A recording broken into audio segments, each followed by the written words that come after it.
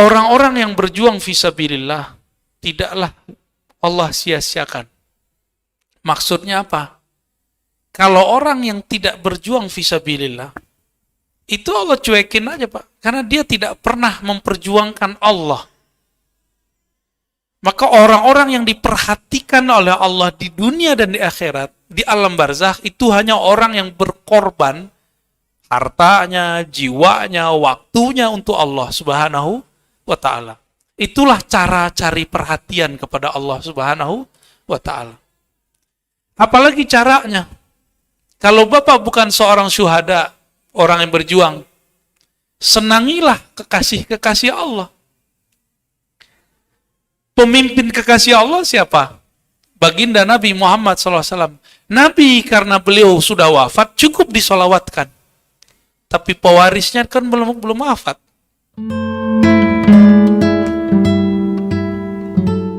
Orang-orang yang berjuang fisabilillah, tidaklah Allah sia-siakan. Maksudnya apa? Kalau orang yang tidak berjuang fisabilillah, itu Allah cuekin aja, Pak. Karena dia tidak pernah memperjuangkan Allah. Maka orang-orang yang diperhatikan oleh Allah di dunia dan di akhirat, di alam barzakh, itu hanya orang yang berkorban hartanya, jiwanya, waktunya untuk Allah Subhanahu wa ta'ala. Itulah cara cari perhatian kepada Allah Subhanahu wa ta'ala. Apalagi caranya? Kalau Bapak bukan seorang syuhada, orang yang berjuang, senangilah kekasih-kekasih Allah. Pemimpin kekasih Allah siapa? Baginda Nabi Muhammad SAW. Nabi karena beliau sudah wafat, cukup disolawatkan. Tapi pewarisnya kan belum wafat. Ya, kalau mereka hidupnya susah, Bapak bantulah. Mereka lagi berjuang bikin pesantren, bantu. Mereka senangnya apa? Senangin hatinya. Jika kolbu kekasih Allah itu senang sama kita, Allah lihat ada nama kita di kolbunya, Allah akan cinta kepada kita. Apa kata Allah? Oh, ini pembantumu ya, ansormu ya, hawariyunmu ya. Itulah kalam Sayyidina Isa ketika mengatakan, Man ansori ilallah. Siapakah yang membantuku kepada Allah? Lalu berkatalah para hawariyun, Ya Allah, kamilah. Wahai Sayyidina Isa, kamilah pembantu engkau, kamilah hawari engkau. Hawari itu siap korban apa aja. Maka dari semua murid Nabi Isa, yang jadi murid terbaiknya cuma 11 orang. 12 satu khianat. Satunya Dajjal nyamar. Yudas Iskariot. Dan itu akan terjadi di setiap masa, Pak. Ada orang ngaji, ntar ada yang nyamar satu. Ada yang khianat satu. Begitulah terus. Semoga kita terjaga ya. Amin ya rabbal alamin. Semoga kita termasuk yang sidik, yang sungguh-sungguh lahir batinnya sama. Ya. Kita udah ketemu beberapa anak-anak begitu ya. Jadi kita ngomongnya apa? Di luar ngomongnya apa? Tongkarlah 2 zawiyah. Karena si bocah ini. Ntar dia ngomong lagi mau ngurusin siapa? Tongkar lagi tuh dah. Saya mikir ini anak benar-benar dipinjem sama Dajjal lidahnya ya. Bikin orang tengkar, bukan bikin ngademin. Perintah di Quran apa? Fa'aslihu baina akhawaikum. Kalau ada masalah, kamu islah. Cari yang sama, jangan bedain. Jangan bilang, Pak Kiai, kamu dibilangin begini sama Kiono. Itu yang ngomong tuh Pak, lugu, nggak sadar apa akibat dia ngomong. Ya. Jadi antum kalau bener nih berjuang fisabilillah, egonya dihabis-habisin. Egonya dihabis-habisin. Ya. Siapa tadi? Ya, fadal. Ntar Ibu terakhir ya. Assalamualaikum warahmatullahi wabarakatuh. Assalamualaikum warahmatullahi wabarakatuh. Mohon penjelasannya Pak Ustadz mengenai Assalamualaikum tadi. Kalau kita Assalamualaikum dengan tembok itu kan tidak waras. Mengenai orang tua saya suka mengajarkan apabila masuk rumah itu mengajarkan harus Assalamualaikum. Itu Bagus. maksudnya bagaimana Ustadz? Iya. Waalaikumsalam warahmatullahi wabarakatuh. Iya. Di dalam kitab Syifa Imam Qadhi Iyad itu disebutkan adab masuk rumah. Itu tentang kehidupan Nabi. Disarikan dari hadis-hadis Nabi. Jika engkau, kata Imam Qadhi Iyad, dinukil dari kalam ulama, masuk ke rumah yang kosong, ruang yang kosong, bacalah assalamu alaina wa ala ibadillahis shalihin.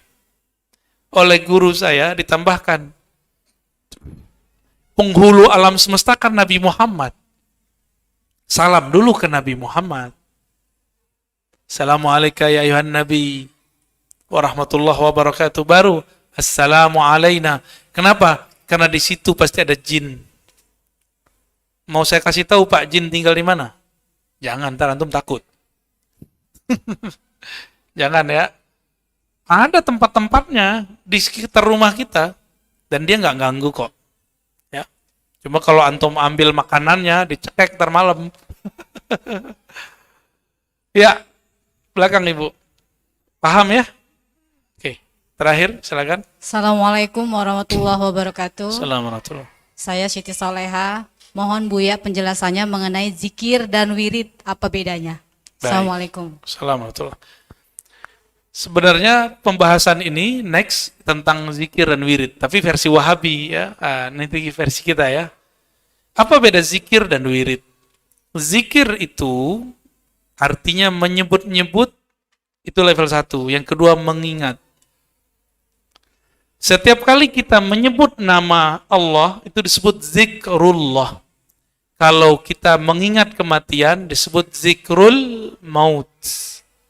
Jadi zikir ini tidak hanya zikrullah, ada zikrul maut. Zikrul maut ini akan membuat kita terkondisikan untuk zikrullah. Nah ini hebatnya. Ya. Ada lagi zikir yang lain. Zikir muhasabah. Zikir muhasabah itu mengenang kesalahan kita dan merasakan kehinaan kita di hadapan Allah. Oh, nanti kita merasa hina terus Pak di hadapan Allah. Orang begini cepat dapat nikmat zikir. Jadi kenapa nih kita susah menikmati zikrullah? Satu aja sebabnya. Karena jarang muhasabah. Karena jarang muhasabah, masih merasa diri ini mulia. Masih merasa diri ini spesial. Masih merasa diri ini suci. Akhirnya mental lah itu zikrullah. Ya. Jadi berzikirlah dengan membawa rasa, ya Allah, aku ini hina. Terimalah zikirku. Gitu.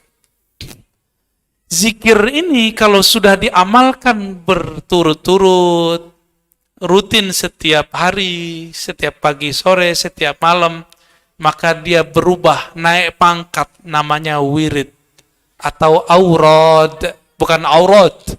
Kalau aurat yang nggak boleh kelihatan, ini aurat pakai dal, jamak dari wirid.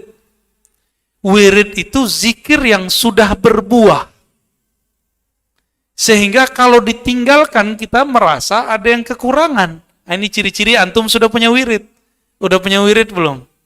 Kalau nggak witir malam-malam, kayaknya aneh gitu. Berarti witirnya sudah jadi wirid. Kalau nggak baca kulhu habis sholat, kayaknya aneh. Berarti kulhunya sudah jadi wirid. Kalau nggak nelpon si doi, nggak ngecek gitu ya, kayaknya ada yang kurang hidup. Berarti buka Instagram, Facebook, sama YouTube sudah menjadi wirid. Al-wirid al-yutubiyah. Torikotnya baru. Mursyidnya banyak. Ya. Waduh, gawat itu ya. Wirid itu adalah zikir yang sudah berbuah. Nah, buahnya itu namanya warid. Apa namanya? Warid. Maka ciri-ciri orang yang sudah dapat warid, dia istiqomah zikir. Gitu. Kak Imam Notoilah mengatakan tidak adalah warid, tidak adalah wirid kecuali karena warid sudah turun. Jadi duluan mana turun, warid atau wirid?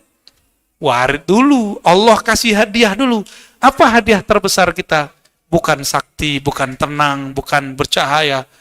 Hadiah terbesar, Allah mengizinkan lidah yang kotor ini menyebut namanya yang mulia. Itu wirid, warid yang terbesar. Allah itu namanya, kalau diturunkan ke gunung, hancur gunung. Sekarang antum baca, kok nggak hancur-hancur? Karena nggak kenal sama yang disebut. Coba kalau kenal, sebut namanya langsung gemetar kita. Ya. Karena kita nggak kenal. Maka disebut di Quran, manusia itu jahula. Sebenar-benar jahil. Ini nama agung, dia sebut-sebut, dia nggak bergetar juga. Ini belakangan ada berita ya. Media asing ngomentarin azan di negeri kita. Lah urusan apa ente? Itu urusan kita. Dan emang khas negeri ini, apa aja diumumin lewat speaker. Itu di tetangga saya Pak, tetangga komplek. Orang arisan pakai mic. Stres juga kita dengarnya awal-awal pindah ya. Belum lagi yang solawatan suaranya Masya Allah menyiksa. Suaranya nyiksa, tahu nggak? Kalau di Turki, orang nggak diizinkan megang mic kecuali suaranya enak didengar. Nggak mesti bagus, enak. Oh, ntar pada mundur nih kayaknya nih. Diseleksi Pak, orang yang mau azan, yang membaca Quran, orang jadi diseleksi di sono. Kita kan main hantam-hantam aja ya. Nah, makanya saya sarankan biar orang-orang nggak tersiksa sama suara kita, ya suaranya yang bener dikit lah. Maka masjid-masjid yang sudah mencarikan muazin-muazin yang bersuara enak, ya barakallahu fikum ya. Tinggal muazinnya ikhlas apa enggak? Ikhlas itu bukan berarti nggak dapat honor. Ikhlas itu antum azan karena honor atau karena Allah, udah sederhana aja. Ya. Halas ya, udah 19.26. Ada lagi 4 menit. Saya rasa cukup ya. Habis ini kita masih mau lanjut di Darul Falah ya. Jadi aneh izin langsung. Habis sholat, mohon nggak usah musafahah, aneh langsung jalan ya. Ya. Nanti nggak ikut doa mantum. Ya, langsung jalan aja. Karena habis itu balik ke kajian hikam Bintaro. Jadi bentar-bentar aja. Demikian lebih kurang Bapak Saudara sahabat karena Allah, semoga kajian ini diridai Allah. Mohon maaf saya agak kurang fit.